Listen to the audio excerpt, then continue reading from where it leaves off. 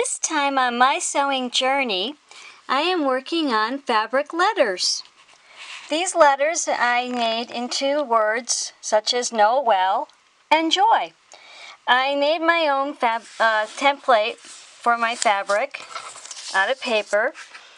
I made a J, and remember to put your seam allowance in there because nothing's worse than making your own pattern and suddenly realizing you made it too small because you forgot to account for your seam allowance.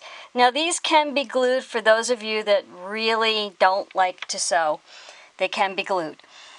This one here, I added some embellishments where I put the seams on of felt holly, little holly leaves and berries, and I just sewed them together, as you can see, to form this word.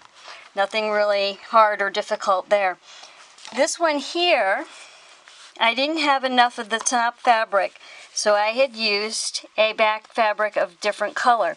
Now if you're going to do that, always remember to put your letters this way on the fabric, not this way on the fabric, because then you'll have the wrong side.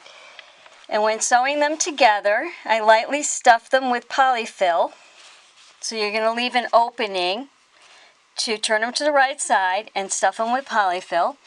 And for the center cutouts, when I cut them out, I folded down and into the edge there and whip stitched it closed. Now you don't have to cut out the center. On the larger letters that I'm going to be using for gifts, I put a piece of ribbon in the A on both sides.